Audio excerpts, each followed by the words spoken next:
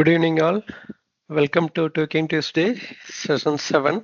Today, we are planning to discuss the core competencies procurement and tendering, and also development project brief from project management pathway. So, anybody having anything to clarify or to discuss, we can discuss now. If nothing to discuss, we can proceed with today's session. Okay, it seems nobody having anything to discuss now. So let us move on to the questions what we have for today's session. First, we will start with procurement tendering, which is very important aspect of quantity surveying and construction. In order to make it work, so you should be either in pre-contract, or if you are in the post-contractor, you will be doing it for subcontractors, supply chain. So anyhow you will be doing. So it will not be to the scale of the employer himself, but even though you are in different level of or stakeholder, if you are representing, you will be having your own procurement at any stage. Even subcontractor or supplier, they have their own procurement. So this is one of the important core competencies which will not escape from anybody. Okay. So the first question, what are the essential elements required for a legally binding contract in the context of construction? So when we say this is for the construction, not like appointing the consultant or appointing some project management service. Unlike that, we are here taking up for the context of construction. Joshi, are you there? Yes, I'm here, sir. Good evening, sir. Good evening. Yes, Can sir. you try answering this? What are all the What are the requirements? essential elements required for a contract for a legal binding order in context of the concern? In context of the construction, the essential elements required is the capacity to perform the works at the site. Then it is another thing is uh, the contractor should be in a position to have a quality management system in place. And Okay. as per another things is there in the contract he should be fully aware of the nature of the work which he is going to execute under the contract. Okay. So those are the things are required for And us. yes, and there should be Yes, you want a offer. Yeah, there should offer be and offer, acceptance. acceptance, and there should be considerations from the Mutual, yes, partners. consideration. But once, sir, you tell only for the construction is there now. This offer, acceptance, this is a contractual. No. That's what Just to this make is a it legally binding contract. In the context of construction, all these things are required. What is required for legal? That's what we are discussing. So it is also Okay. included. I have to supposed to give that answer, but in context of construction, I have not given that answer. Okay. No, when we say construction, it will include everything. But when you go Yes, to something like you are asking for quotation means that won't be like that. Then you will give purchase order and finish. There won't be any yes, contract, anything. So when we yes, say yes. construction, it will be holistic approach. Okay, sir. Okay. Okay, sir. So explain the difference between invitation to tender and an offer in the tendering process. Hmm, hmm, hmm. So what is invitation to tender? Invitation to tender is the letter issued by the client or the employer or the uh, consultant appointed by the employer to do the Yes. tender process and issued to the contractor for invitation to submit a tender, while the offer is the uh, offer letter or offer of the contractor uh, to the client for that invitation to tender. Yes, in response to the invitation, he is submitting his tender bid. So this is the bid offer we can say. So offer is the what is his proposal to accept the invitation. He is in response, he is submitting his offer. Anybody, tenderer or the contractor. Okay. So we can say also invitation to tender has commercial and technical part, right? If you want The- to do it Mhm. separately, yes, of course, you want to do Okay. it. So here it's level 1 question. Basically, you can go on explaining. If the assessor is expecting you to go on, he was keeping quiet and looking at you to proceed, then go ahead and discuss. These are the different scenarios, what it can be. So that is well and good. You can continue. But when we basically say invitation to tender mean it can be anything, but inviting the contractor to participate in the bidding process or in the tendering process. That is the thing. So it will be having entire set of tender documents, probably if they are already pre-qualified. Otherwise, there will be pre-qualification requirement will be there. Technical you will take and accept. Once technically you are satisfied with them, you will ask them for commercial. That can be done. Okay. So next one, procurement and tendering. Describe the design and build procurement route, including its key characteristics, advantages and disadvantages. So what is the design and build procurement route? Design and build the procurement route is it is the single point responsibility to design and build the project based upon the accepted contract amount. The key Okay. characteristics of this route is it is the single point responsibility is there. There is a cost certainty. The cost certainty is there for unless otherwise it is changes is initiated by the employer, and it is and the contractor can give his input regarding the design and buildability input in this process. Contractor use his all this experience to to complete the project, and this is occur when the employee does not have the design experience. So employer wants to take the benefit from the contractor's experience, and disadvantages is there. Disadvantage there it is any changes happen during the course of execution. It attract more cost to the more cost. Also, that during the tender evaluation process, it is difficult, and the employer has to appoint one special consultant for the evaluation to get to award the most beneficial tender. Yes. Other than that, anybody wants to add it here?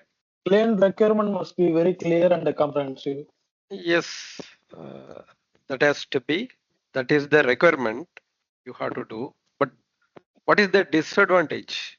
The quality of the quality Yeah, cannot the quality. be Yes, quality, of course. If you couldn't manage appropriately, it will be poor or lower quality than expected. So that is So the if another. Yes, yes, please. yeah, if the design team is not novated from the employer side, and if the contractor has a poor design governance, then for surely the quality might lower than the expected. And Yes, also it will affect the cost certainty, right, sir? Yani at of the course, end. because at the end there will be a lot of misunderstanding between the employer's requirement and the contractor's offer, and it has to be as it was mentioned earlier by. So it has to be comprehensive. Detail should be there. That's why it should also include novation kind of thing to make it accurate as much as possible.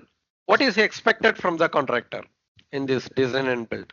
If it is not clearly demonstrating fit for purpose, then it is going to be very difficult to keep it track or manage the quality. That is going to be very, very difficult. So the next one is the management contracting. So what is management contracting? What are all the advantages and disadvantages for this? The management contracting, is the employer appoints one contractor to for the execution of for the supervision and monitoring of the project, and further this contractor appoints another works contractor for execute the several parts of the contracting works. Okay. Okay. Yes. The management contracting, it is a type of procurement routes. It's distributed is two type of procurement route: construction management and management contracting.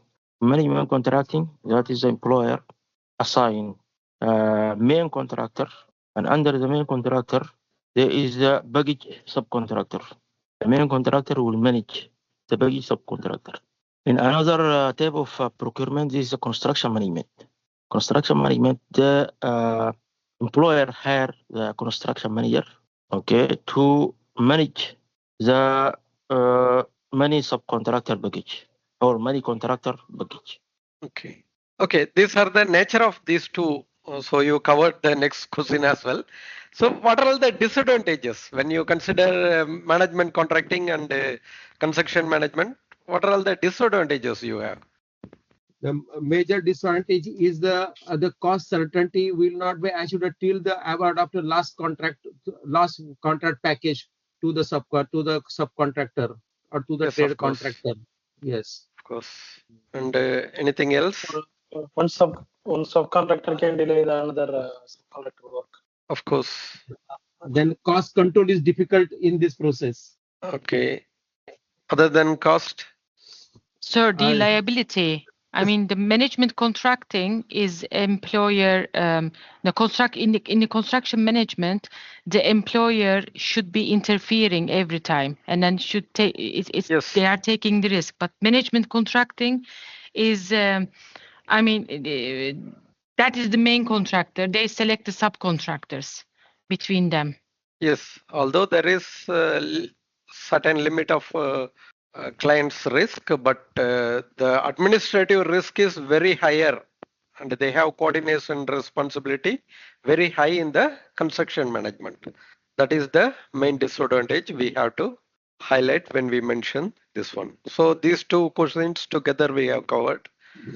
And what is tendering and what is its primary purpose? Now we have procurement and tendering. Now when we are focusing only as tendering, what is it? How to select a contractor, sir? Okay, the this tendering. is That's the to select procedure. the contractor. That is the main Yes. primary purpose. Yes. To select the contractor. Okay, key stages of typical tendering process. What are all the stages when you conduct the tendering? So what are all the key stages? So how do you process one by one? What do you do first? What next? Key stage tendering is issue the invitation to tenders, Yes, tender receive, of course. tender evaluation, and contract awarding. Yes. So that is the PQQ, sir. major four. Yes, please. Before the tender clarification, before the tender Yes, submission. if you have some pre-tender clarification. something to address in the submissions in order to make them normalized, you have to make clarifications. That will be post-tender clarifications will be there. Then you will send more addenda and get the offer revised, and then you will make normalizing the tenders to compare. The bid will be compared then, and finally post-tender estimate will be made before awarding the contract. So that is the extended. The four major steps are generally invitation, submission, evaluation, and award. These are the four category. But when it comes to evaluation, you have to do post-tender clarification and getting corrections or correcting the errors. Everything you will do there. So you have to verify the qualifications. If tenderers they are raising some qualifications or alternative offers, how do you go address them? All these things you will be doing there. Okay. So explain the difference between single stage and two-stage tendering. The single stage tendering is where they invite for the tender, even it's a single envelope system or the two envelope system. However, the two-stage tendering is where the employer involve the contractor at the early stage of the project and also getting the benefits from the contractor during the design phase. And later on, earlier they may make a early contract, and later on they submit the final offer. In the early stage, the contractor only submit the preliminaries, but the later on it will be compiled with the full package. Okay, that is good. So which are the procurement route it can be done? It can be done with the it can be done by the traditional procurement route as well, because the design is on the employer head. The design risk is on the employer head. Okay. One major difference is the single stage tendering done at the REBA stage 4 and two stage tendering done at the REBA stage 2 and 3. Yes, 2 or 3. that is also added point. That is very good. So explain the difference between competitive and negotiated tendering. The competitive tendering, when we float the tender in the market and ask to more contractors, like 5 to 6 contractors, to submit their price, it's like a competitive tender. And the negotiated tender is when we ask to the one contractor to come and negotiate on the some basis of the prices on the design, and we only involve in one contractor to negotiate that and submit the price. Yes, so it is most probably only one contractor who is already selected, chosen to get offer and negotiated. So that's it. There won't be any competitive kind of floating the tender, the accepting the bid and evaluation. Those kind of things won't happen in the negotiated tendering. What is partnering in construction procurement? Distinguish between project partnering and strategic partnering. So Partnering when is, It can be public-private partnership. Okay, it can be. It can be public-private partnership where they involve the public and to come and participate in the tender. And but on the other end, the employer is also asking for. The main head is on the employer. Main hand is for the project is on the employer side, something like that. Okay. So what else? Partnering. So partnering is a type of procurement route that is public governments Okay. share with the private entity to execute the project, and they distribute the responsibility between them and benefit later on after the project is finished. Okay. There is some agreement between them. Government is responsible for the funding the projects and the construction for the private and also operation. It's some kind of design, build, and operate. Yes. Yeah. Of course, it can be. So, what is the difference between project partnering and strategic partnering? Project partnering is the only for based on the project short term, but strategic partnering is the long term partnering and handling many and done for the developing the business in particular area where they have the framework agreement to Yes, see those kind the of things. execute the similar nature of the jobs. Yes, if they expect more similar nature of the job, instead of making them as one single project partnership, they would be willing to do it as a framework agreement partnership. Then it becomes strategic because it is going to cover a range of period. Until then, whichever projects coming up, they will do together in the same terms, which is accepted between them for partnering. So here again, what is a framework agreement? This is relevant to that one only. So, but what is framework agreement? Again, it is the same what we discussed already. But what it is, if you could explain. Sure. Yes. Framework agreement is an agreement that the employer, if would like to quick to engage with a supplier or the contractor on a regular basis. Okay. Okay. It is the umbrella. It is the umbrella agreement done by the employer with the contractor to obtain more services under the one contract. Okay, that is also a valid point. Yes. Also, yes. Under this agreement between employer and contractor to execute the service in long term, by issue every time or time by time issue the call of order to the contractor. Yes, call of order will be there whenever there is necessary to start a new package. Yes, anybody wants to add to that?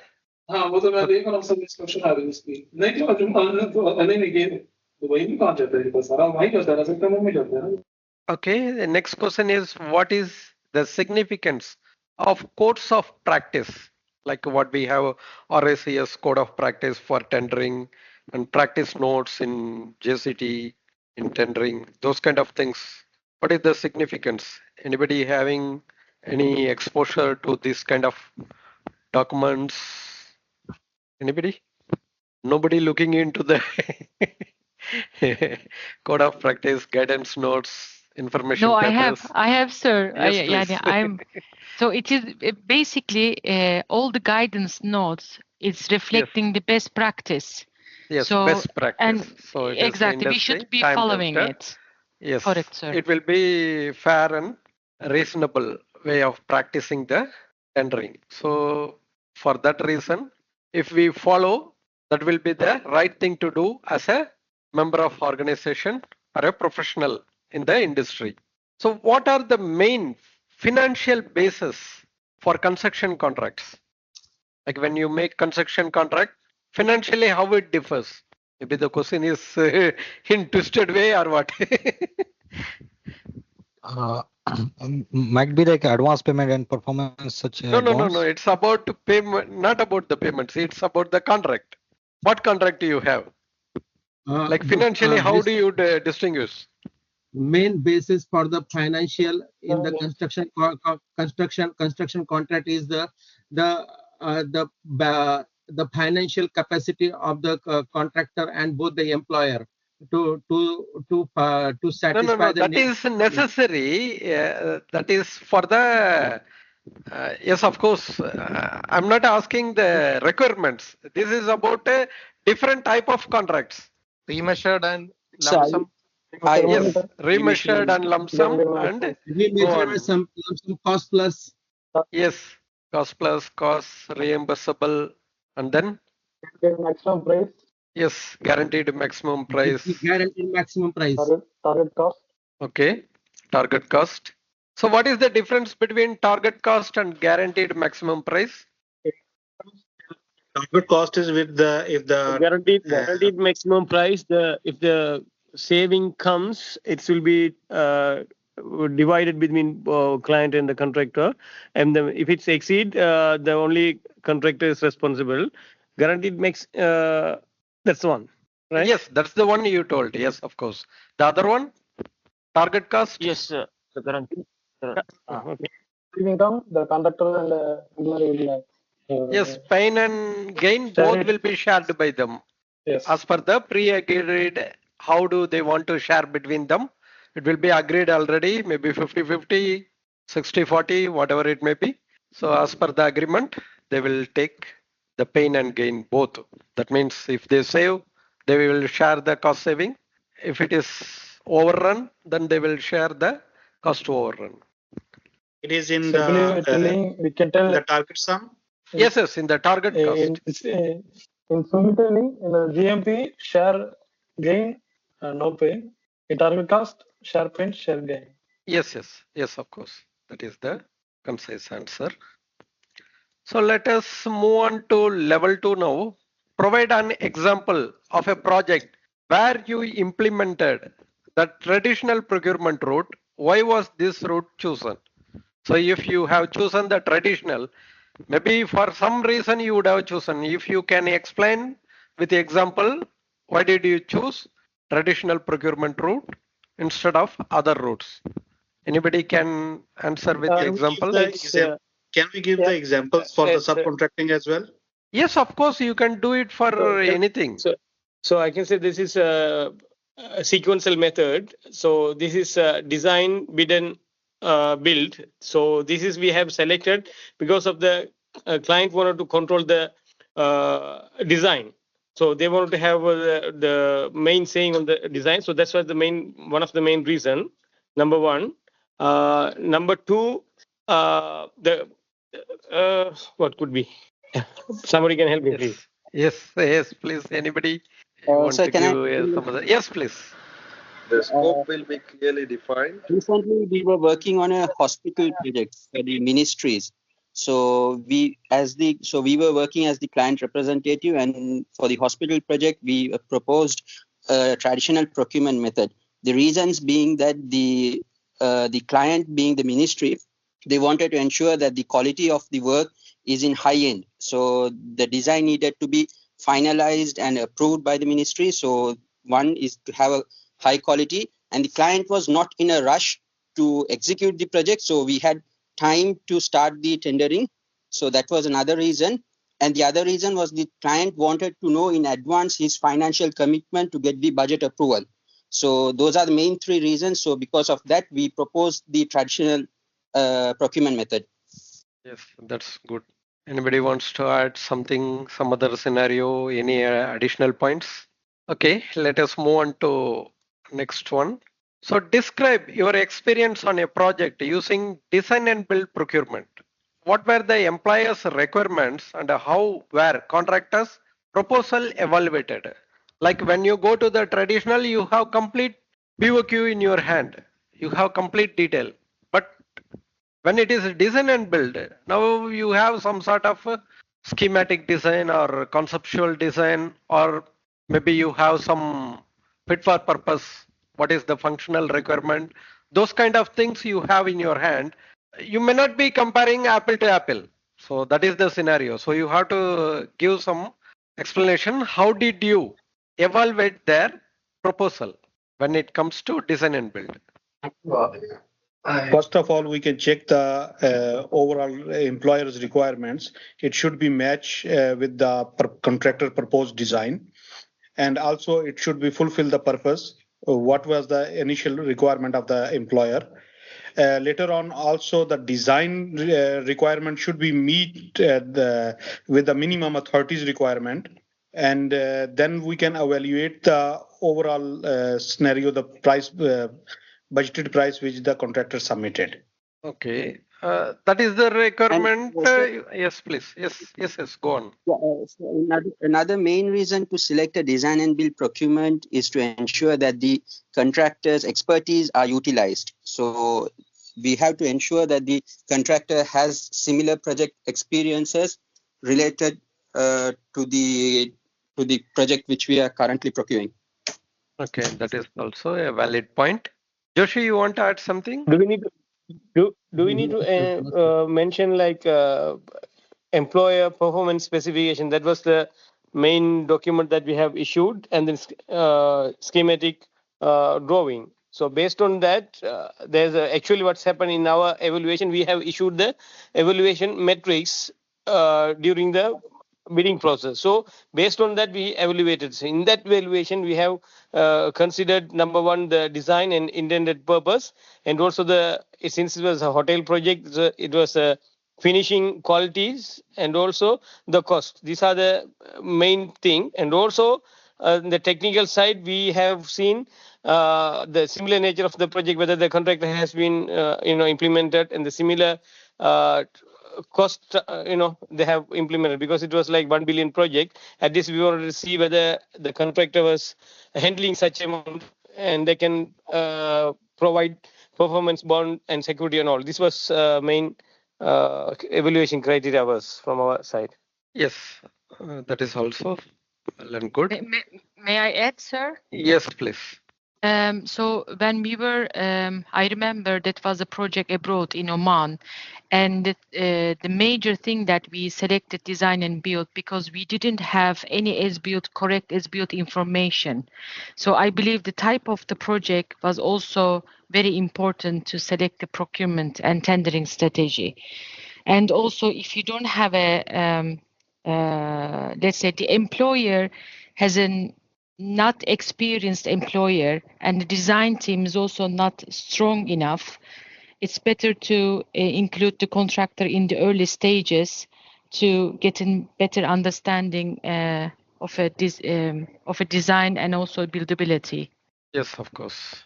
So those are the major area. One more item you should include the time for completion, how they are programming the proposed program of work. That is also one case you have to evaluate when you are going for design and build, because they are going to take some time. Parallelly, they are going to start construction. That is the reason we are going for design and build. So how they are planning. So that is also one area you have to compare the proposals, including whichever you have mentioned now. All these things are valid, and you have to add program of work. That is also very important when you come to, because in other case you have your own program of work when you say this is the completion time, but in the usually design and build they will propose from the contractor's point of view.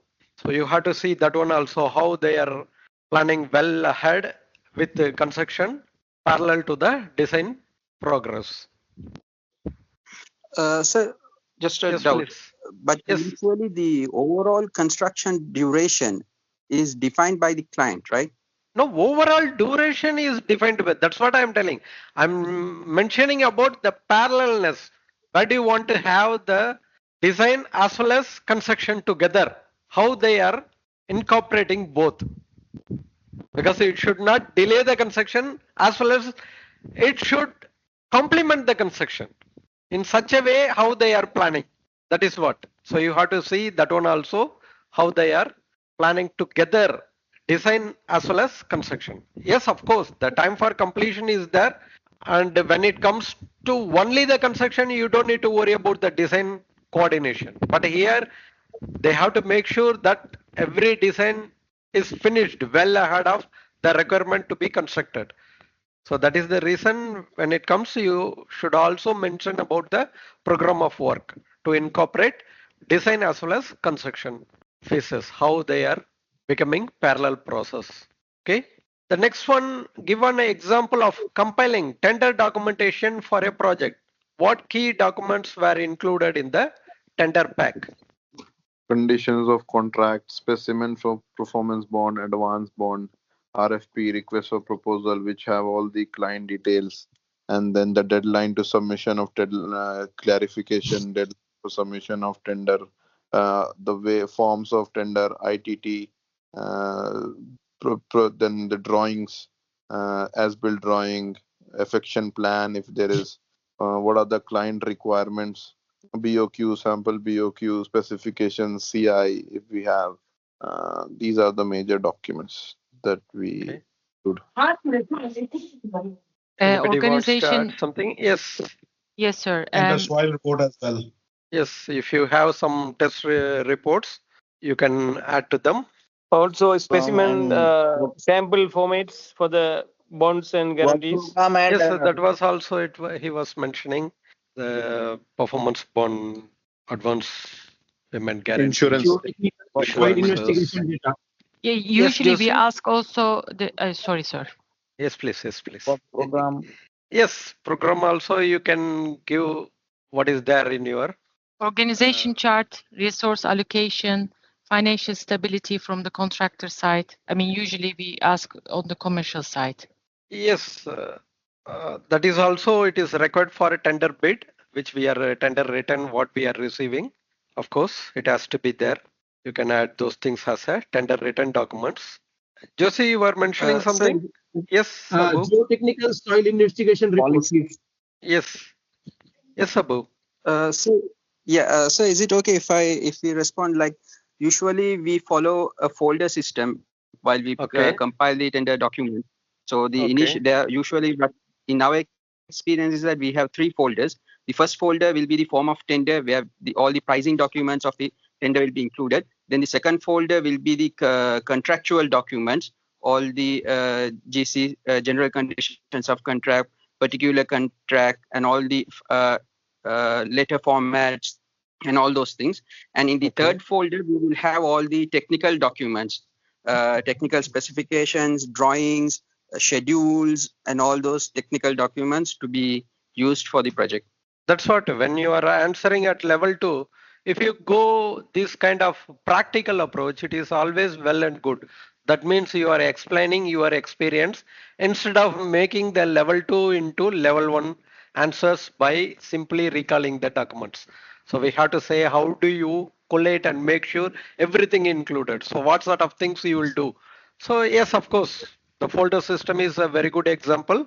If you include those kind of explanations, that is well and good for level 2. Otherwise, it seems to be like level 1. We are just recalling what are all the documents. So now we are compiling. That means how do we approach practically? We want to make sure that everything is included.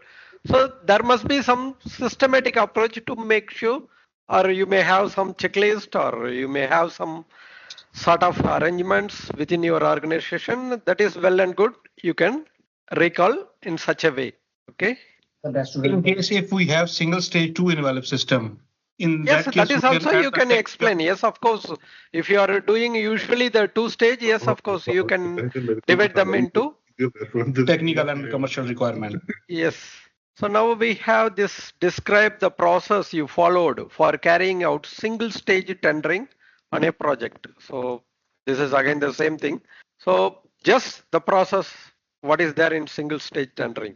So it is the same what we have seen in the level 1 as the steps or the process in a tendering.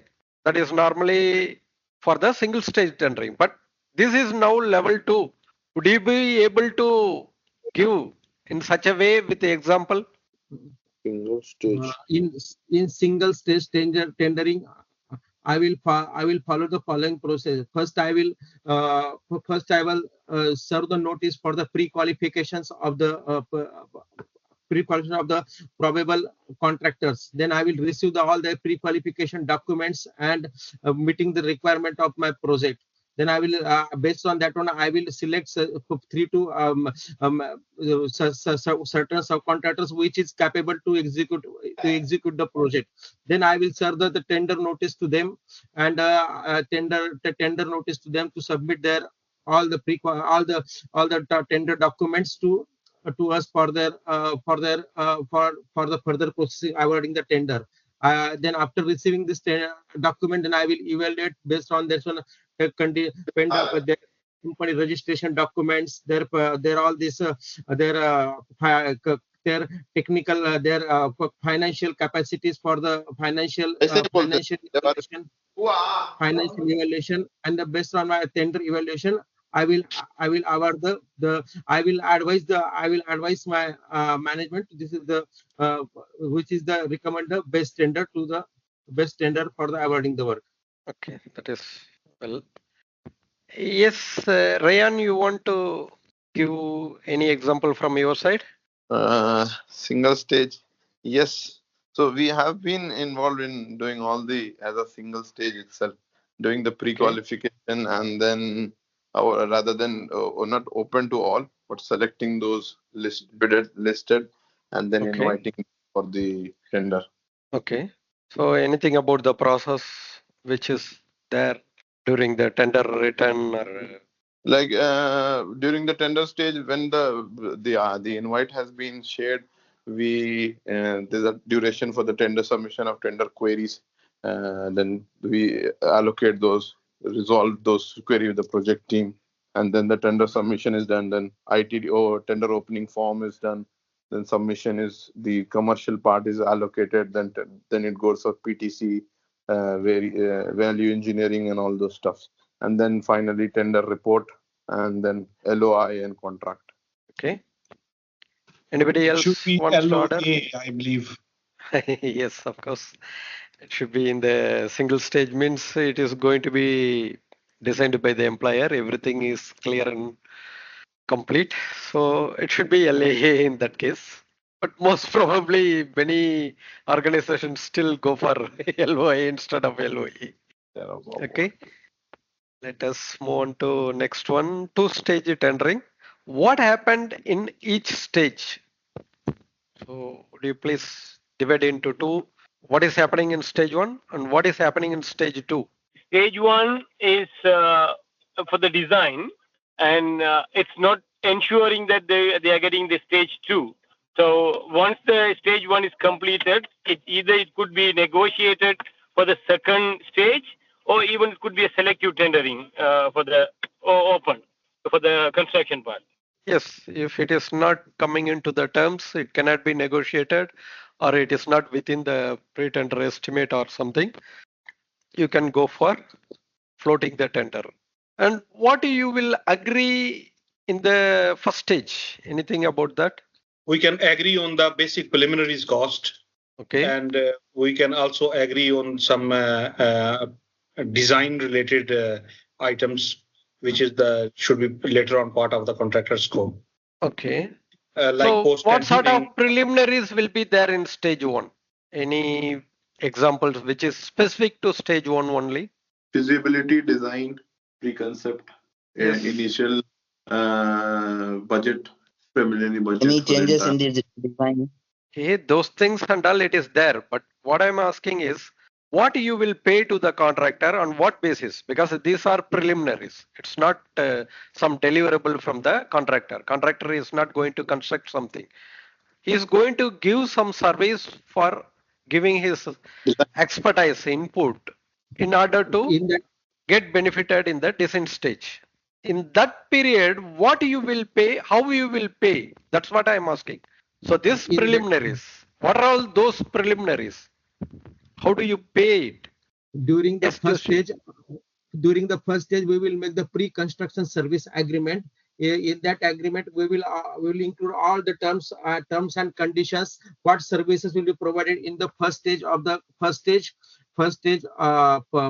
of tendering. In that it is the cost of it is the list of the employees, then their salaries, their salaries, their services mentioned in there, then overheads and profit allowance, and their programming for the first stage when they will give the input and input a BOQ, preparation of BOQ and design input, all this included in the first stage.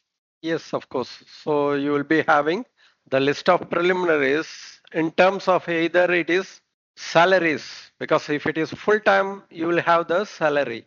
Otherwise, it Yes. will be per meeting, per visit, or per hour, per day. Those kind of payment terms will be there in order to pay to the services of the contractor during stage one.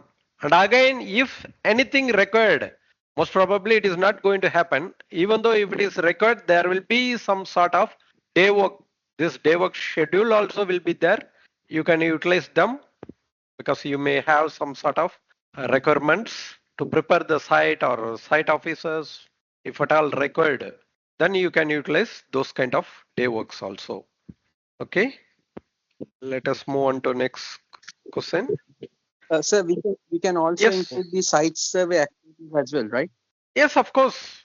Site survey, if they are, you want them to do and submit their report, of course, you can pay for that. What is the difference between preliminary and overhead? I didn't get you. Would you repeat that? Yes. What is the difference Yes, between overhead and preliminaries? preliminaries? Because overhead, it is site office overhead and head office overhead. Those kind of things are overhead means there won't be anything directly provided to give some service or product. So that will be the overhead because this is indirect cost. It will not be any direct cost. So profit, yes, of course, it is also one overhead because within that profit, the contractor going to manage his head office as well as site management as well. So those things will be there. But preliminaries, when you have this kind of a site staff, you are going to pay by salary monthly or by visit, by hour or per day or per test, something you are paying. That means this is preliminary. Still, the contractor is not delivering some deliverables. That's why it is called preliminaries. In order to achieve the, yes, please.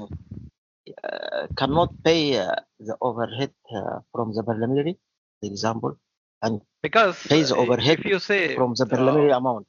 Preliminary amount, it includes overhead. Okay. It is most probably you are going to give for the overhead in terms of construction. When you go for the construction in the stage 2 or you are in the single stage tendering, then you are going directly to the construction. Yes, of course, these are all your overheads. All the preliminaries are your overheads because they are not direct cost for any work. They are all indirect cost. So whenever you say something indirect cost, it becomes your overhead. But still, preliminaries means it may be used for the works, for the deliverables. Like you are having some sort of scaffolding.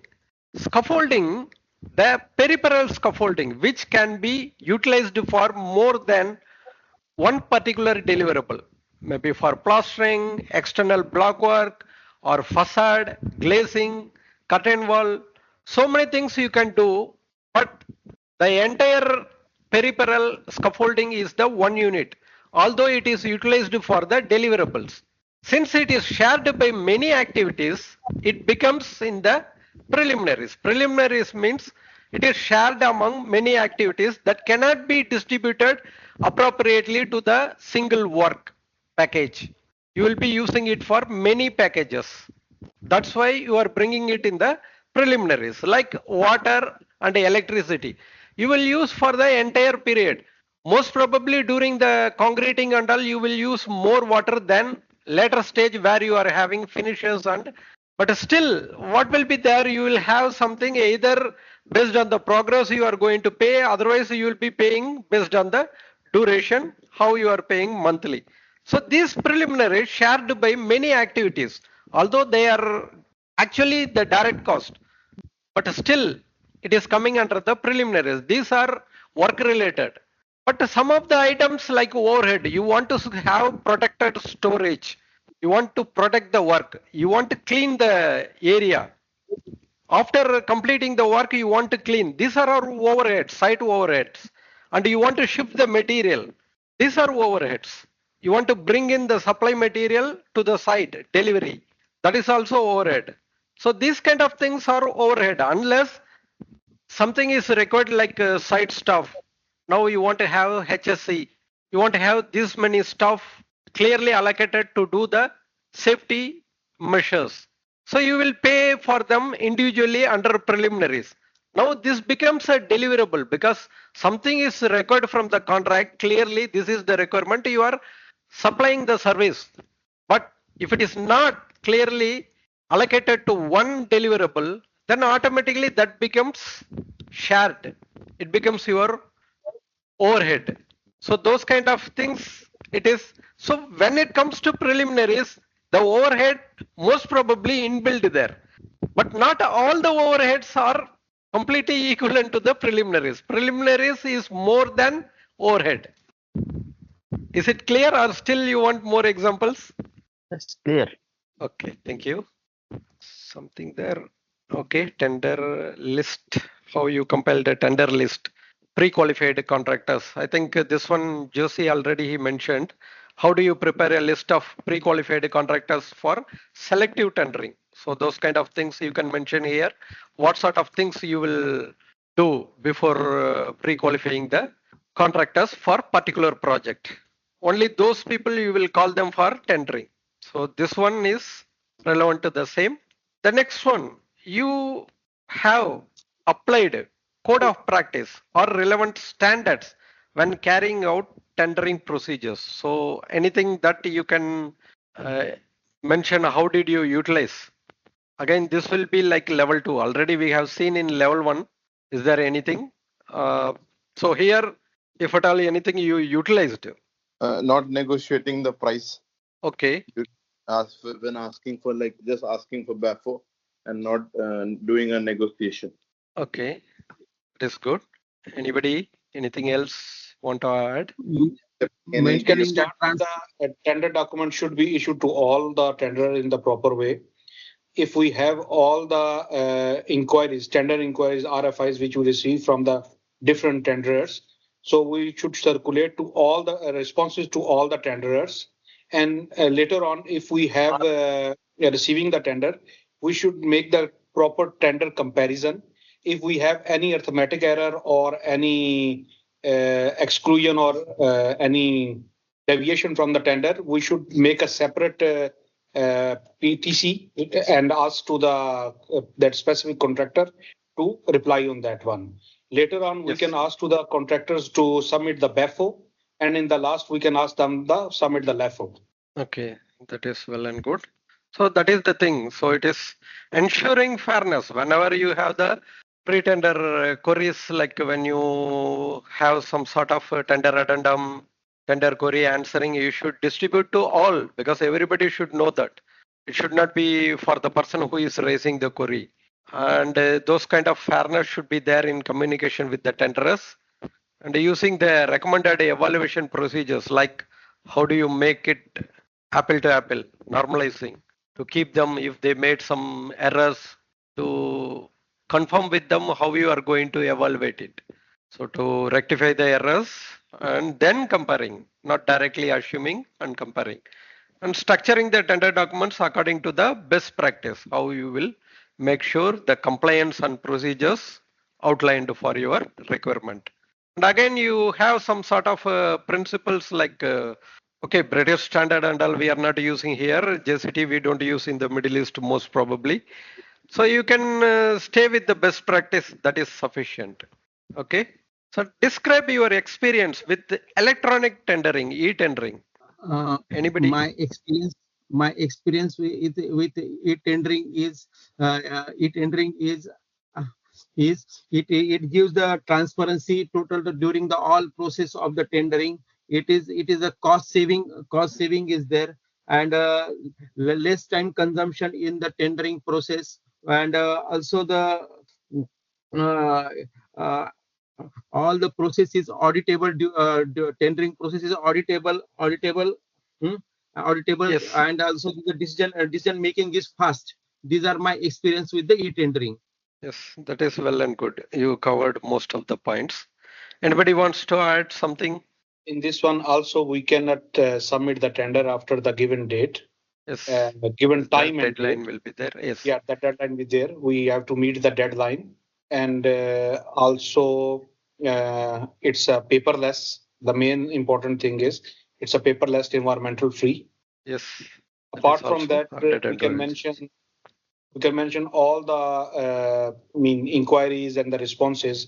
It's delivered to all the tenders in one time, in a single time. So there is no any delay to issuing the tender documents or any responses or RFI responses to the different contractors without any delay. And also it's giving us the confidence that everything is distributed properly in a structured way to all the contractors.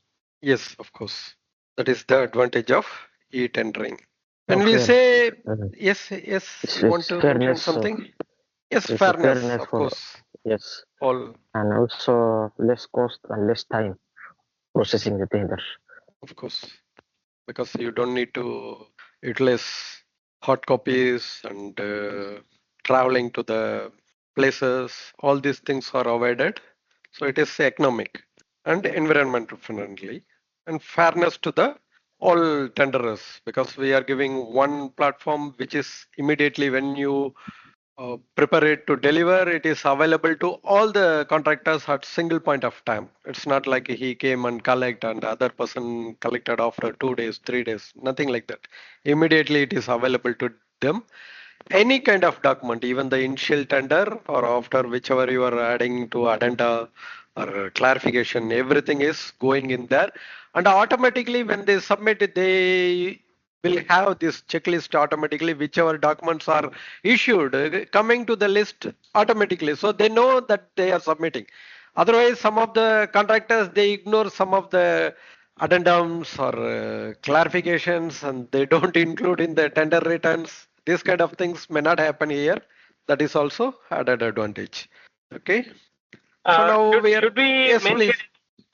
Yes, Sajid. mention any negativities as well? Because many even small contractors, they will not have the same facilities. Like the sophisticated software, it's very expensive. Yes, Sometimes of course. all the contractors may not have, and also the data breach can happen, and it will be a big negativity as well. So do we need to mention that also when they ask about these questions? If you are moving on, yes, of course, you can add it to that. But usually at level 2, when they are asking your experience, it is going to be as a, if you are a employer, yes, or if you are conducting the e-tendering, of course, yes. Otherwise, what is specific to your particular organization from that point of view, you can mention. Because level 3, of course, you have to include all these things. What are all the disadvantages is the thing you have to address first. Then the advantages. Advantages automatically it is going to be get benefited. But the disadvantages you have to look into that and make sure that the person you have pre-qualified, they have the similar facilities and the IT kind of things are available with them to access the documents. Otherwise, if you are pre-qualify them and they don't have such a facility, and it is going to be troublesome to get their offer. That is also a disadvantage. Yes, as we mentioned already Also and the repeatedly. data breach also, like that. There's a big Data issue, breach is secured one. You are doing all those things. Other than that, if the people involved, the stakeholders. It was a practical example, like the people, the contractors, they don't know how to use the software, and then they just send everything to everyone. So that also can happen, like these are the challenges, normally. Yes, that is there, of course. How do they download and distribute the documents? That is also there, where they store, how they keep, and after a certain time, if they are not successful in getting the contract, how they are going to clear the storage from their point and their supply chain, everything. They have to take responsibilities. Those kind of data breach always, it's a high risk, of course, because at least hard copies, it is very difficult to maintain. But soft copy, anybody can have so much of documents stored in a hard disk, cloud, anywhere. Nowadays, we are getting like terabytes kind of storage in each and every service. So we can store everywhere. So that is there. Yes, of course, data breach is one of the trending disadvantage in the e-tendering. So let us move on to level 3. Advise a client on most appropriate procurement route for a complex hospital refurbishment project. It's not a construction project, it is refurbishment. With a fixed budget but uncertain scope in some areas where early contractor input is desirable. So shall I respond? We can ask to the contractor if we can go with the 2 stages tender. Okay. Where we can involve the contractor at the earliest stage. So it can. Yes, go ahead. In this one, we can. I would say. Yeah, please continue. Okay, Abu. Okay. Yeah. So I would suggest the client to go with the design and build approach for this project. The main reason being that there is uncertainty in the scope. So the scope might evolve while the project is on board. So we can go with the design and build, and we can have an early start. The contractor will be on board because it's a complex hospital. So the contractor's expertise can also be utilized in the project. So the best approach would be to go with a design and build approach. Okay. What about understanding it? Because it's a refurbishment contract, the project is already there. So we are not making any more changes in the terms of the design because it's a refurbishment. And there we can involve the contractor in the early stage and take his all the experience which we can utilize to make the more details and ask for them how to execute this proper way in the proper scenario. Yes. For this type of scenario, I will advise my client for design and manage procurement route, because this is the this is the totally client is not certain of the scope and the design. So he gives the contractor a chance to redesign everything, and in this way he can manage the project. Also, in this design and manage, we can get the cost certainty also. So I will advise my client to design and manage in this situation. Yes. Yes, is the design already in place? This is a replacement of the project or hospitals. I can advise my client to use development and construct procurement bus. So as a contractor, he can looking for the anything in the scope of work need to develop. Okay, he can develop it and continuous with the construct. Yes. So this is, of course, you can do all sort of things with appropriate management of administrative things. Yes, of course. But since it is a hospital refurbishment, So hospital has to be something atypical. It is not a common one. So here, although you want to bring the contractor early, you don't need to give to them design and build to make him forced to include the cost certainty at the tendering time itself. That is going to be some sort of burdensome. He may add so much of things into that, the risk, because hospital projects usually, when you go on the surface level, it may simply look like you want to change the fittings. Maybe if you are going to the patient's bed, this overhead unit, that will be simple fittings you may want to replace. It may be underlying services and so many things. Maybe you may need to replace the entire system in some cases. So those kind of things are there when it comes to the hospital projects. So although you are going to do some sort of site survey using the contractors, again, you need to have a very good control over the design. That is very important.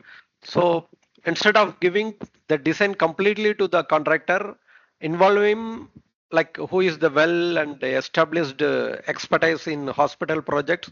You can having for the two-stage tendering and keeping him during the design. You may utilize him, his services and his expertise, and then you can decide the what is the value of project to construct. That is the most usual scenario for hospital kind of refurbishment. If it is something else, yes, of course, you can take that risk. But here, it cannot be. So it is very. Anybody wants to add something here? I want to ask about if they ask about advice of a procurement route. Yes. Okay.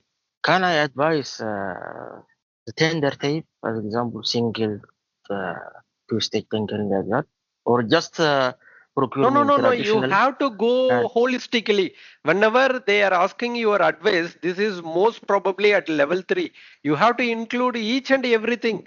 You can use so many things like what we discussed, code of best practice you will utilize, and those kind of process you will follow, and you will use the single stage, two-stage tendering. How do you utilize pre-qualified contractors in this, even though design and build or even though traditional, whichever way you are going to utilize pre-qualified contractors when it comes to specific projects. So those kind of things you can include.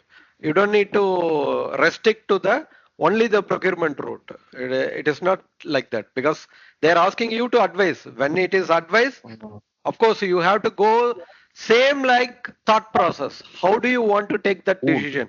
What are all the things you will think? Yes. So it is completely how you. Yes. So that's how you have to approach. You don't need to be specific and give one point of answer. And you can even go with n number of discussions. Like if this is I'm thinking this will be beneficial. If this is I'm thinking that will be disadvantage. So like that you can keep on adding to that. I'm worried about this. Maybe that will give some disadvantage to this scenario. Like that, same like that, you can how you think and develop your answer. In the same way, you can answer. No need to be specific and clearly give one word answer. No need that. Whenever it is advice, go in detail. Okay. Okay. Procurement route, as the tendering is a two-stage tendering, but the procurement route will be the traditional. Because most appropriate for two-stage is traditional. Otherwise, you can choose other sort of management contracting or contract management. Design and build, it cannot be because when you say design and build, you are giving the design to the contractor. What is there for two-stage then? It is not two-stage. Although you may have some sort of selection, other than that, it is not going to be for design and build. When it comes to two-stage, you have to ignore that. Noted. Okay. So here describe how would you manage the tendering process for a high-profile public sector project, ensuring compliance with the regulations and ethical standards. Because here mainly you have to see ensuring the compliance Nobody wants to try. Condition. Because as already he was discussing, the when you say public sector and it is a high profile, the public sector won't be rushing to complete the project because this is high profile. So they just want to have the maximum quality in this. So they just want to make sure every standards and details to be to the perfect detail, and then only they will go into tendering. So ensuring compliance means it is going to be traditional only again. So And automatically you open will do the, tendering, of right, course, sir? because public sector will be It's a open public tendering sector. because you Yes. have all the standards already clearly defined. So whomever working, they are going to be working to the standard provided by the public sector. Yes, someone wants to add something here? As per the ethics should be confirmed. That is Yes, no ethical means favor. that's what fair No chance. favor. You have Yes, to no keep them favor everyone. for Yes, yes. yes. Anybody, individual contractor or individual stakeholder, you have to give equal access, equal chances to everyone.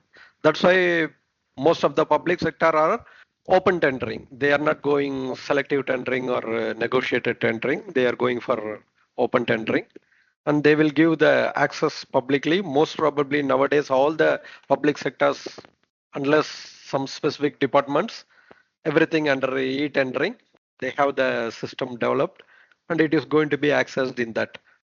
Okay. Next one, explain the process you would undertake tender analysis and prepare a tender report for a client. So what process you will do? Now, tender analysis means you already received the tender written. The bid is with you. Now what you will do? So this is the process of tender analysis. Again, the same thing, but since it is in the level 3, you have to go in detail. You have to say arithmetical error. How do you approach? What different sort of approaching the arithmetic? When it is lump sum, you will take the amount, the final cost value you will take, and you will adjust the rate. But when it comes to the remeasured, the rate will be fixed. You will adjust the value of the project, contract value. So those kind of things you may say, and then you will ask confirmation from the tenderer whether he wants to stay with the contract after this adjustment or he wants to withdraw. What he is going to do. Yes, So those kind of things you yes, have to yes, do. started. Yes. After Yes. receive the tender, we go it for first time open the technical evaluation, Yes. Go through technical evaluation process. Yes, of course. By These qualifications will be there. yes, by checking the evaluation, by using the evaluation criteria for technical. This is include evaluation of the experience of the contractor or tenderees, ability to furnish is in time, past project in hand, and quality management systems, safety systems, Yes. organization chart, and Yes. after technical Key evaluation. personals, who is Yes, there, yes. how Then much we go experience to they have. yeah, and after that we go for financial evaluation. Then we check the financial evaluation. Mostly this is considered 30%, and technical is 70%. Okay.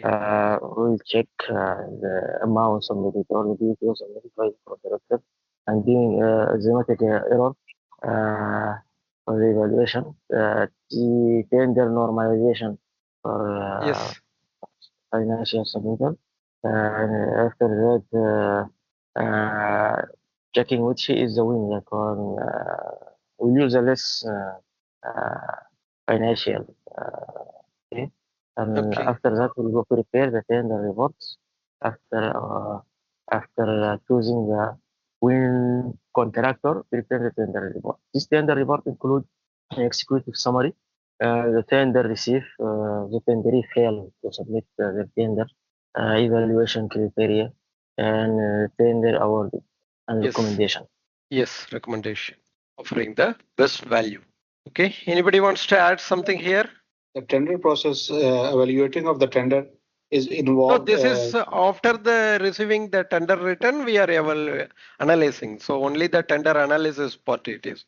Maybe you have two envelope system, single envelope system. How do you receive? How do you evaluate? It is up to you. You can give your own example and you can explain the process because it is level 3. So it is your own example. There is nothing like a standard. What is in your organization? What is your own procedures? You can explain. Okay. So next one is, how would you advise a client on implementing a strategic partnering arrangement? A strategic means, again, this is long term. Instead of project specific, it will be long term, something like a framework agreement and all. What are the key considerations you would be looking into when going for strategic partnering? Because you want to have the long term association. In such a scenario, what are all the things you will be looking into when you are selecting the partner? The contractor going to be your partner. What are all the selection criteria or key consideration you will be looking into? While selecting the contractor for the strategic partnership arrangement, first I will check his level of expertise in the particular field. He should possess all the technical experience employees to handle this partnering or project in this in all the scenario. First, he has to hold the resources to share the responsibility during the arrangement. He should have the financial capacity such as his balance sheets and his balance sheets and liability statements. And profit and loss accounts. I will check. These are the criteria. First of all, he should have the I will check also his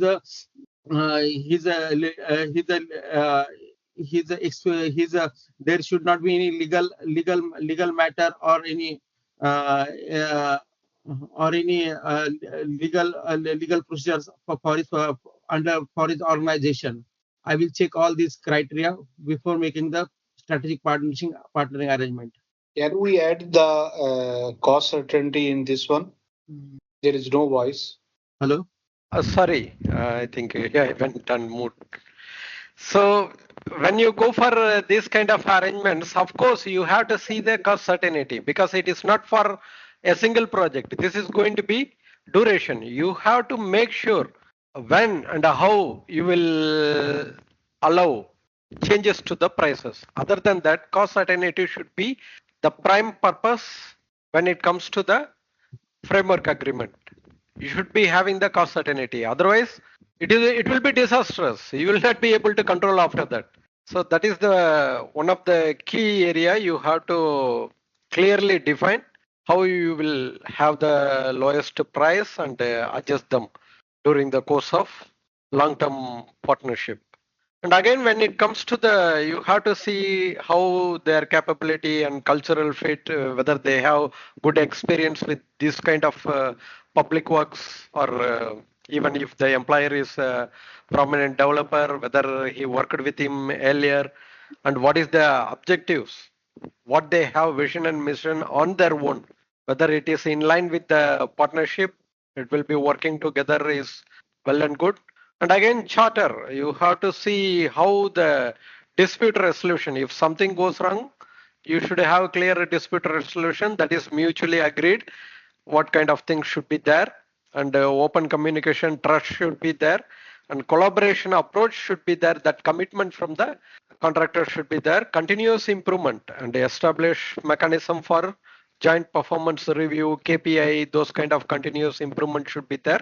And risk and reward. So when you mitigate or avoid risk at early, proactively do those things, there should be rewarding mechanism should be there for the collaborative approach. So management is the main thing that we have to have the commitment from the senior level management. So that should be there.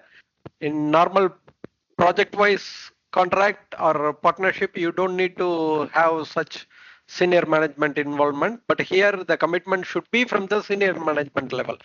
You may not have all the things agreed at the project manager level or construction manager level. So that is also there in the key consideration for strategic partnering. If it is project partnering, no need to worry. It is similar to the normal construction contracts. But when it comes to strategic long term, then you have to have these kind of arrangements well in ahead.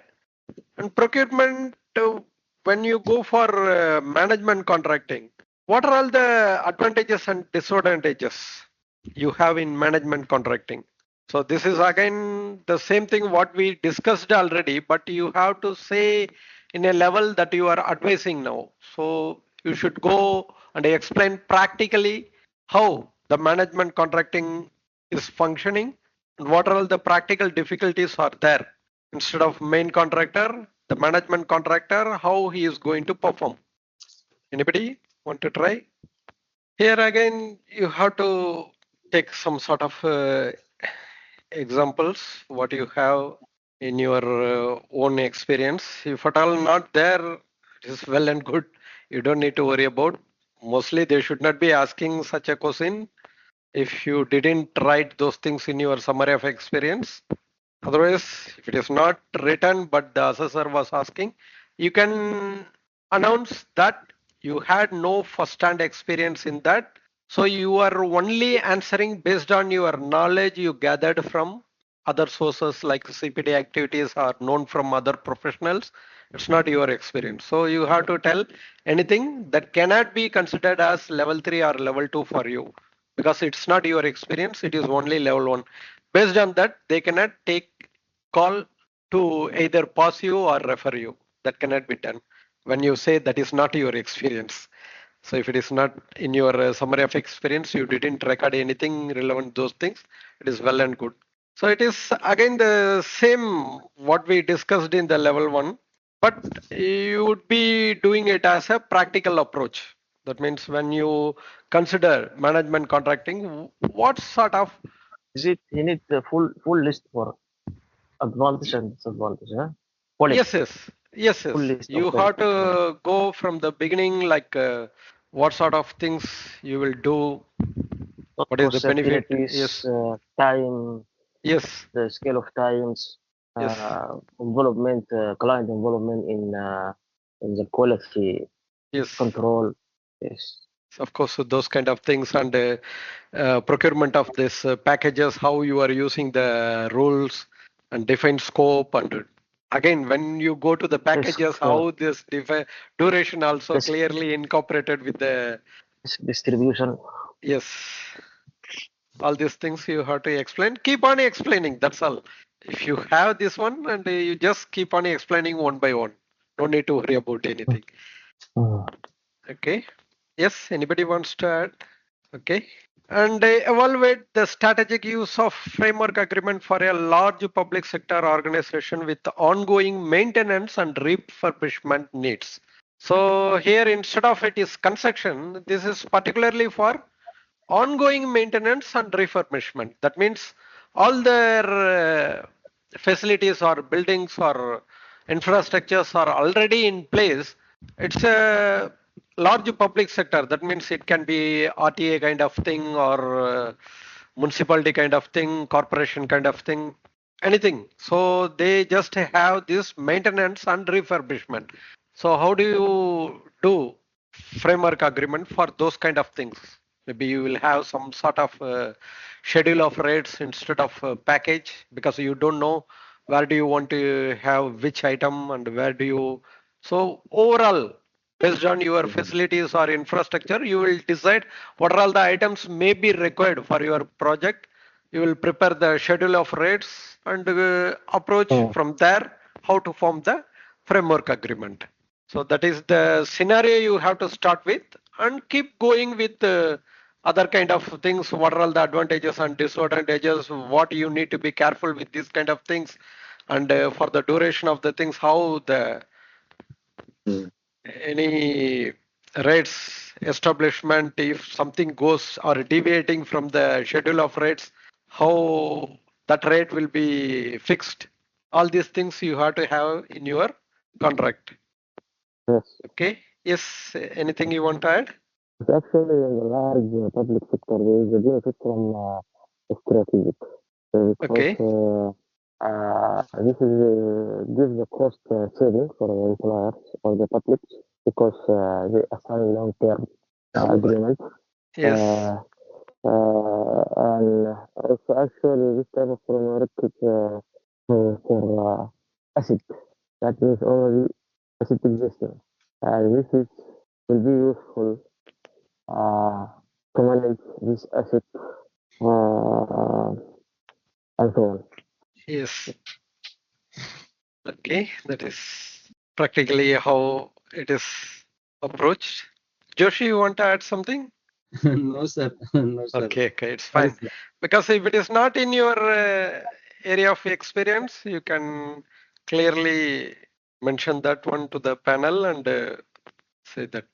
So automatically it will not be to your So level 2 recently, or level 3. Yes, please.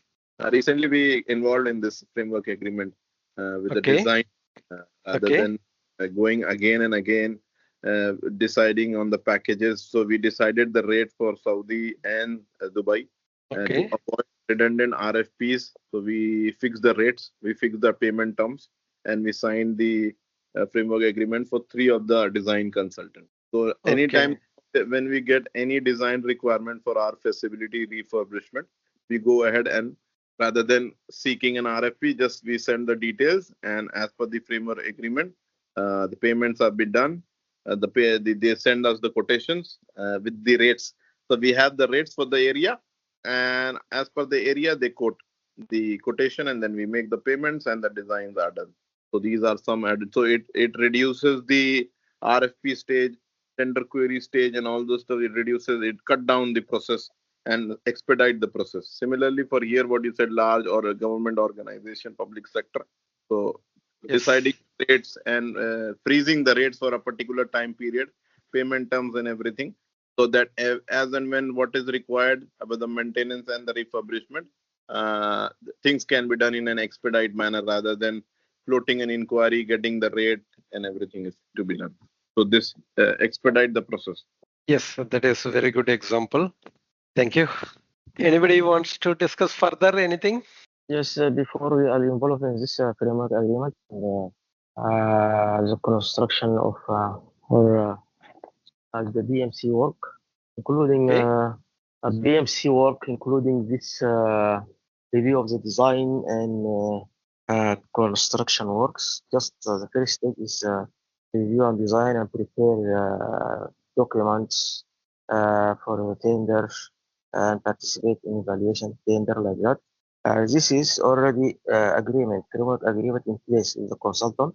And the client every time need staff, we issue the call of order for the consultant, needs some personnel, and also its price is in the agreements.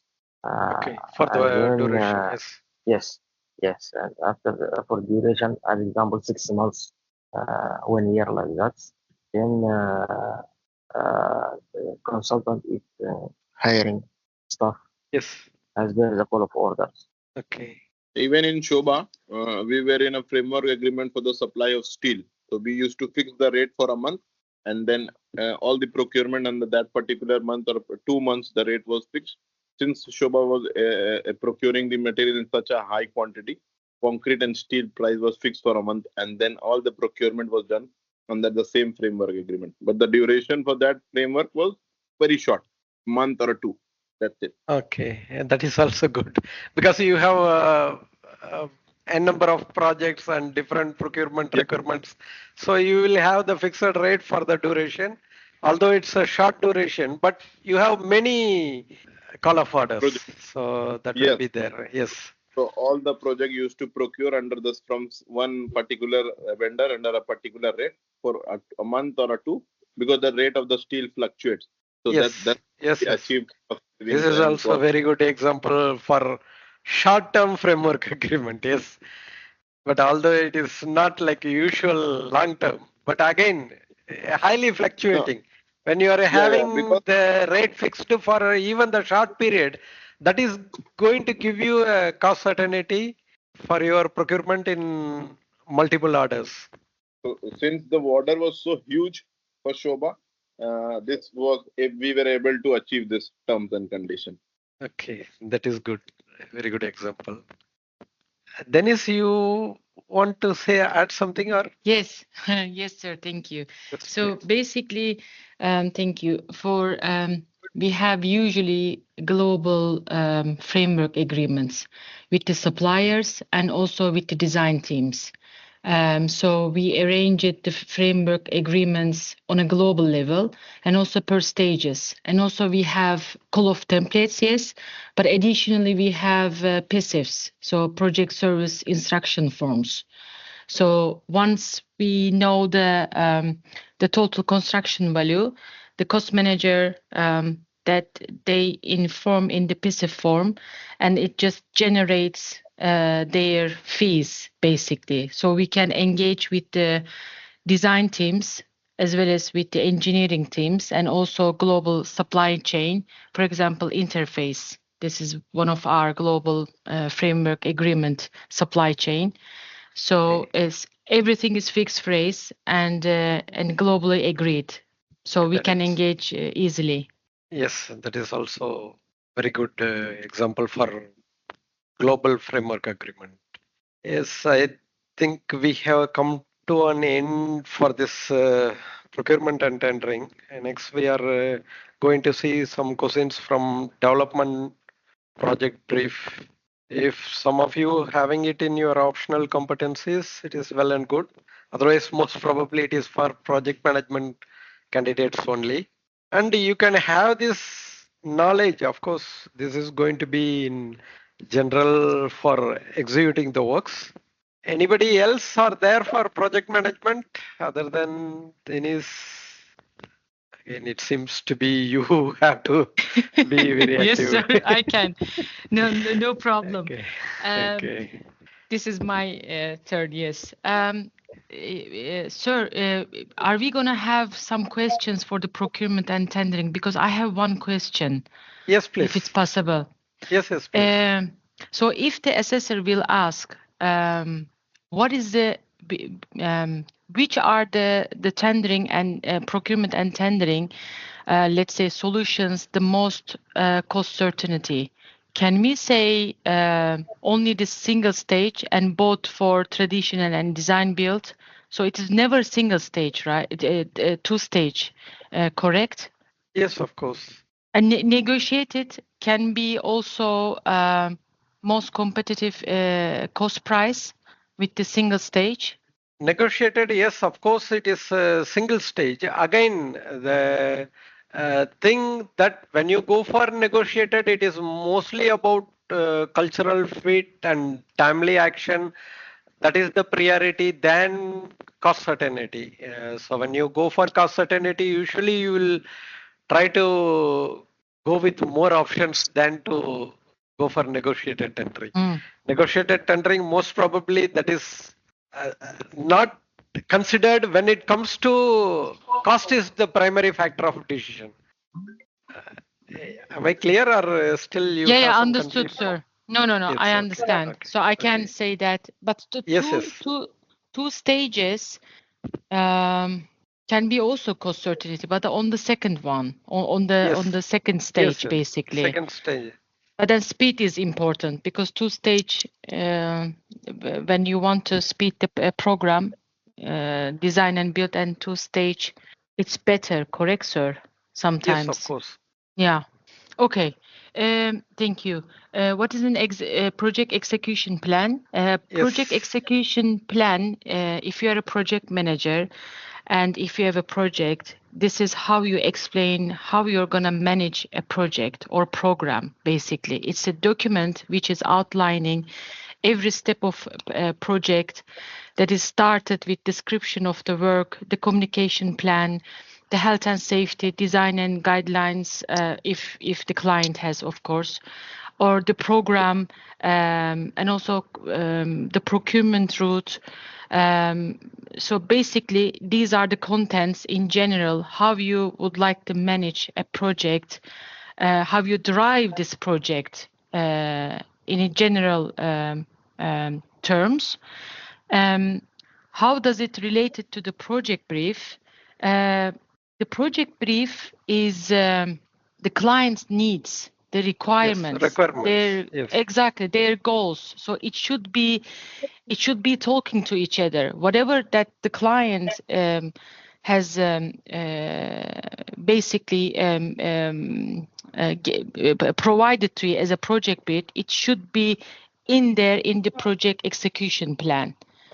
All the requirements will be yes. referenced to the project brief from the project execution plan. Correct. It should be talking to each other and it should be aligned to each other. Yes. Okay. That is fine. The next one, describe the mechanisms and processes you would implement to verify the information prepared by the project team accurately reflects the agreed project brief. So this is the managing portion of how do you manage the process and mechanism or set up the process and mechanisms to ensure that each and every information prepared, that means developed by the project team, it accurately reflects the project brief. Like it should reconcile with the specifications, drawing, everything to ensure that, okay, there's not the scope of work is not missed. Anything has not been left out from the scope of work, because usually the RFP documents and everything comes from the scope of work comes from the projects.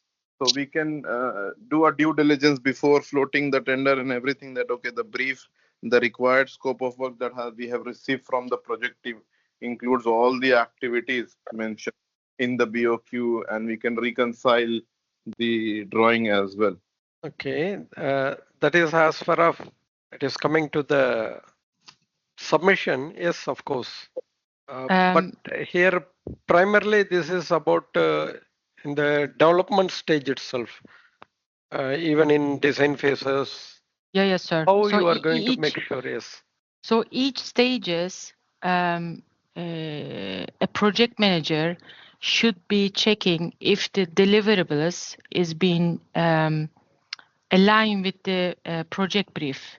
So when you start with a concept design, for example, test fits, then it should be at least, for example, if in the project brief it is saying headcount, it should be in the test fits.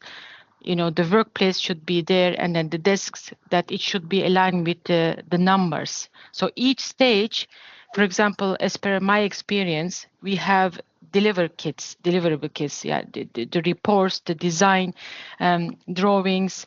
So it should be also through workshops, through meetings, and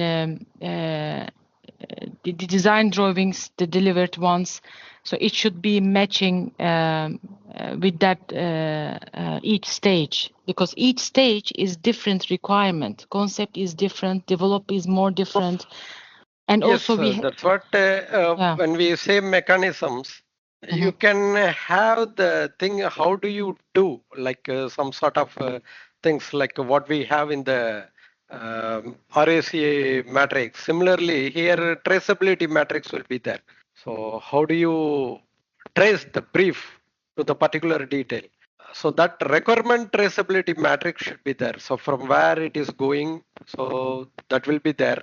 Maybe I'm not sure it is to your area of practice or not, but this is similar to the RACA, but this is requirements traceability matrix. That is particularly whenever we go into stages of design development, each stage we will be having this connecting to the root requirements in the design brief or development brief. And when it is like a design review meetings, it will be there. So whenever you start developing, there will be meetings. And again, stage gate reviews. That means each and every stage you will have gate review. So one you are closing, the another one starting, how you want to conclude one stage and going off for this. Okay, so sir. where you will get sign off. Every stakeholder, they will sign off. Yes, I understand. Yes. Okay. Yes. So basically, we have each end of stage, we have governance checkpoints. So for Yes. example, we have also IPMO called, which is Independent Project Management Office or Global Project Management Office. So each design reviews and also engineering checkpoints. So the deliverables is being delivered as a package, because we have a standard templates, and the designers or engineering or structure, whatever, these consultants, they should be using these templates to put there in design, and it should be aligned with the client's design and engineering guidelines. If there is any deviation, that should be recorded in the plan view, which is our digital workflow system through project managers. It should be, these deviations should be recorded. And these checkpoints through the project place system, we can assign the owner, sir. So if there is a global design, for example, usually all of them is in UK. So we assign them, for example, one is lady is Christina called. So I assign if it's a branch design. So she look at it, she check points. If she have comments, then designer should be corrected according to client's design and engineering guidelines. This is how we do assurance and control. That's what we want to make sure. That's what this mechanism and process you have to explain when it comes to how you make sure these things accurately reflect the project brief. Okay, that is good. Next one, again, this is managing the changes. Another headache is design changes. So how do you manage them? Now, okay, you record them and sign off. But after doing recorded and sign off, now this has some impact to the project. How do you manage them? Again, this is similar to what we do in the change control in any stage. So you have to use the same thing here. So, yes, please. Yeah, regarding change, we usually follow the company's change management process. So it will explain the way you evaluate the change, whether it's affecting the project. So you do a qualitative analysis, and then you try to go for a quantitative analysis to identify the impact of it. Then you have to check whether it is whether it's something related to the project, because you have to make sure that there is no scope creeping happening, that additional things are being added by the client or by the consultant, which is not agreed in the contract documents. So this kind of evaluation has to be done. And then when we agree, then the impact has to be assessed. Yes, impact has to be assessed. And who is the approval authority? That one has to be verified. Yes. Impact has to be assessed. And then finally, it is going to be update and implementation. Implemented, yes. You want to add something, Dennis? No, sir, I'm fully agree. The only thing, of course, that time and cost impact, because even though this is before the construction, it means that designer or engineering will take time to produce if there is any change, of course, by the employer. Yes, of course. Yes, this impact assessment should be for everything: scope, cost, time, quality, risk, and benefits. It has to cover everything and then reviewed before recommending. And finally, it will go for approval authority verification, document update, and implementation. How would you structure and present a detailed design brief? Key sections to the client and project team to ensure clarity. And yes, Dennis, you can. Sure, sir. My experience is slightly different. As per my experience, we do not start any kind of project unless we don't have a proper project brief. So the project brief should be and detailed. This is in detailed design brief, not a project brief, right, sir? You can say it's a project brief only, because it is a design brief means it's a, of course, it's a project brief. Because already there was a brief from the client brief. So that you want to make it develop, and now you want to have it buy-in. That means the client as well as project team should agree on the terms before it becomes the agreed project brief. But what you are going to develop in the design, that also you will give detail. That's all, but not the entire design. It's not about design development. It's a brief only, project brief only. In my experience with this client, I'm working with them like 7 years, and So we receive the project brief, and then I arrange as a project manager a detailed client briefing meeting. So then we go through all these detailed project brief. If every like for example, with the client project team, if everybody is aligned with this project brief, so it is always it's coming from the client side, the project brief. But whereas there are also some circumstances that the client is say, as we are the representative, if it's a bespoke project and it's a very different project, then they say you have to manage on the strategy zero. So you have to create the project brief. So we have special templates, sir, for the projects, and then we gather all these key stakeholders. So we create a sort of a client project team, and I prepare, I arrange a workshop with them, and I try to capture all this from the key stakeholders, a project brief, what their requirements, and this can take more than one workshop. And then what I do, so end of this every workshop, I just populate this and then distribute it and get an agreement through the meeting minutes and agree with them.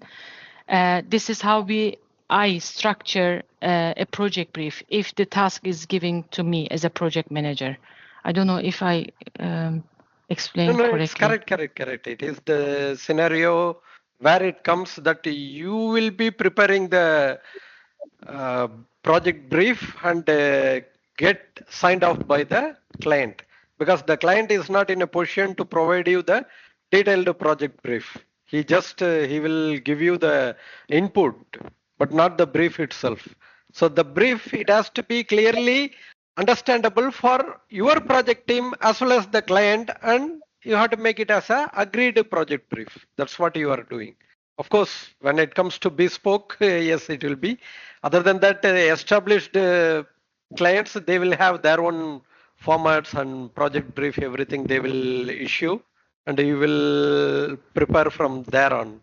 Okay, let us move on to this one. Again, it is going to be in the detailed designs phase. You identified a significant deviation or conflict between the emerging design and the agreed project brief. That means completely it is deviating from the agreed project brief. So a change, but it is not in the project brief, not as per the project brief. It's not employer's requirement. So how do you address this? Can I, sir, or yes, please. I think no one else is. I had once this experience. So again, one of our designers were global designer, and then at the end of one stage that I identified their design wasn't even matched with the project brief. That wasn't even the client's ask or deliverables. So what I did, I just I raised this with the designer team, and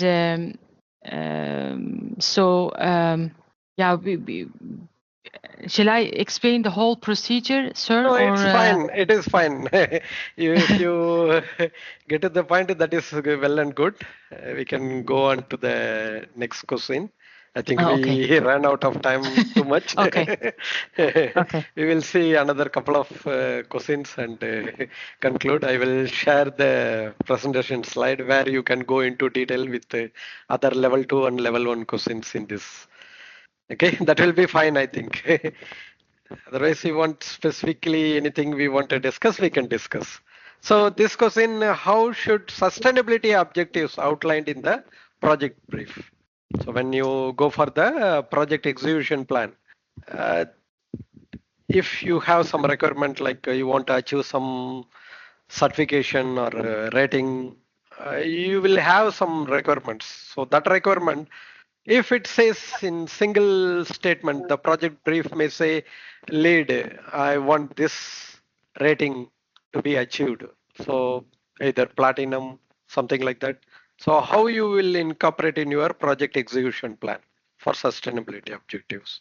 Yes, Dennis, please, again, you have to do, I Sure. think, because this project execution plan, others, Yeah, they yeah, don't do. exactly. No. I'm the only one. I understand. Yes. So basically, sir, in the project execution plan, as I mentioned before, all the sections is separated according to the client's requirements. So I will have also the sustainability section, which is underneath if it's going for lead or well or whatever the achievement. These requirements should be there in the project execution plan, the requirements, and also the consultants' contact details, and also how the communication should be aligned with them, weekly progress meetings or together with the project team. So this is how I incorporate, let's say, the objectives in the execution plan. Did I miss something? And nothing missed, only other than that, just monitoring, reporting, and verification only you have to add. So, Correct, what sir. kind of monitoring and reporting system you keep some KPI for that and a verification system to achieve the target? So, only that one you have to include something like a KPI and monitoring methods in your project execution plan. So again, this is going back to the same alignment, but communication strategy, because communication also, it is one of the thing, how do you establish? So here you have to define about how do you arrange meetings, how do you arrange reviews, how do you arrange reporting, how do you arrange auditing, all these things you have to narrate here. When it comes to communication, four different things. One is meetings, regular meetings, reviews, and reporting, and then auditing. Is it fine, or you want to add something here? No, sir. If project manager has a very extended key stakeholders, they can also create RASI matrix or influence interest, power interest matrix, and communication plan, basically. Who, Yes, how, it is and mainly what. communication. Yes, of course. Exactly. So that is what this is about, mainly the communication strategy. So we have covered some sort of level 3 questions in this development and project brief. I will share the presentation slide later, so you can go through the remaining questions in this competency. Anybody wants to discuss something before we conclude today? So the one which you are going to share, only the questionnaire or with the answers also? There won't be answers. Usually I'm sharing the questionnaire. Because answer, of course, for level 1, we can share the answer, but level 2 and level 3, it should be from your experience. Otherwise, it should not be answer at all. It should be some tentative. I can give the key points, something like that. Other than that, it cannot be a clear answer for level 2, level 3. Yes. You are appearing this time? Yes, sir. Yes, sir. Okay. Okay. That's why we used to have this mock interview and any other question answer discussions to cover up. But probably when we go for level 2, level 3, it should be your own particular experience. That is important. Other than that, we keep on adding many questions and answer. Then it will be more reading and memorizing. That is going to confuse yourself. What you want to say at the assessment. It should be from your experience only. You have to keep in that way. Yes, Joshi, you want to mention something? No, sir. Thank you very much, sir. Thank you, sir. Welcome. Anybody wants to discuss? Otherwise, we can conclude today. All are fine with this? Okay. See you all in the next session. If there are anything, we will discuss and proceed with the next session. In between, if you have something, you can share it in our WhatsApp group or even in the email. You can send your particular points you want to discuss or you want to get answered. You can send it to us or share it in the group. We can discuss there also. That is well and good. Okay. All the best. Keep up with your preparation. Good night. Thank you, sir. Thank you, sir. Thank you. Thank you. Good night. Thank you. Thank you so much. Thank you. Welcome. Thank you. Welcome. Thank you. Thank you. Welcome. Thank you, sir. Thank you very much. Welcome. Thank you, sir. Bye. Thank you.